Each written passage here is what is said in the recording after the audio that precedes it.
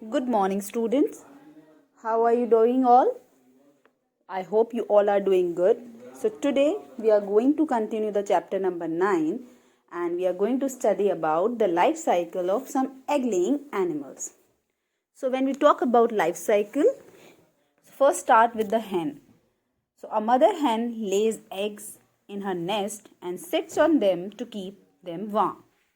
This process is known as incubation. And this helps the embryo to develop better and faster.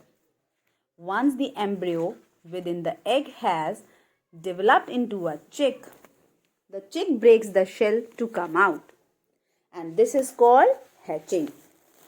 The young chick then grows up to become an adult hen.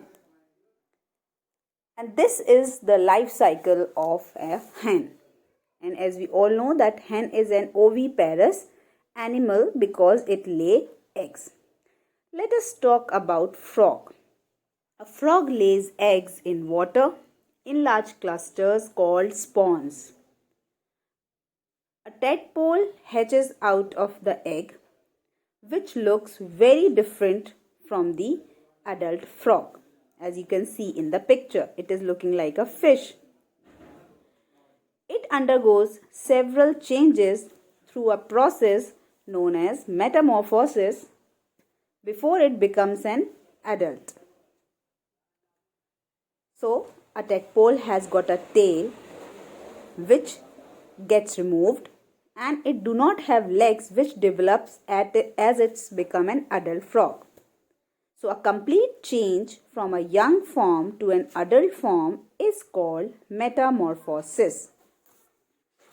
And this is how a life cycle of a frog completes. The process of metamorphosis also exists in the life cycle of a butterfly. The caterpillar that comes out from the eggs looks very different from a fully grown butterfly. So, a caterpillar sheds its skin, and this process of shedding the old skin is called molting. And molting is a part of metamorphosis. Okay. Now children, let us talk about the animals that give birth to young ones directly. Some animals do not lay eggs. They reproduce by giving birth to young ones that feed on their mother milks. Such animals are called mammals. We, the human beings, are also a part of mammal, or we belong to the category of mammals. Now let us talk about some characteristic features of mammals. Mammals have very well developed brains.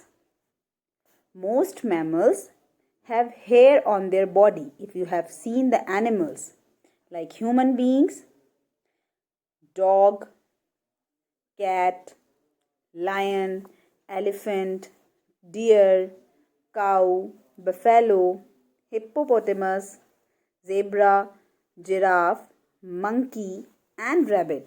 They all are having hairs on their body and they all belong to a category of mammals. And if you will notice, they also have an external ear, which is a characteristic feature of mammals.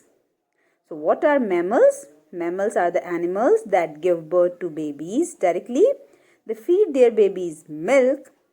They have a well-developed brain. They have hairs on the body. And they also have external ear as a physical structure. Now coming to whales and dolphins. Children, whales and dolphins are also mammals, but they are found in water and they do not have hairs on their body. So they are known as aquatic mammals. Most mammals live on land and breathe through lungs. Do you know how a whale or a dolphin breathe? Whales and dolphins also breathe through lungs. They take in air through blowholes, which are the holes-like structure present on the top of their heads. If you can see here, blowholes are clearly visible. So, these blowholes helps them to breathe. And that's why they have to come to the surface of water again and again to breathe in air. They cannot breathe under water. Now let us talk about that do animals also take care of their young ones? So just as our parents look after us, all other mammals look after their babies. Most of them build houses to protect their babies from enemies and also hunt for food. The mother feeds her babies their own milk. She cleans them and keeps them warm as well. Birds, like other animals, too look after their babies. And as we all know that birds build nest to lay their eggs, yes, and to keep them warm. And since the chicks cannot fly, parent birds fly and bring the food for their chicks, and they also protect them from any danger until these baby birds are able to fly on their own. So, yes, some animals do take care of their young ones. So, what we have studied today is the life cycle of egg-laying animals and about how do animals take care of their babies. All for today, children. Thank you. That's all for today. I hope you have understood the topic. Take care. Bye bye, children. See you in the next class.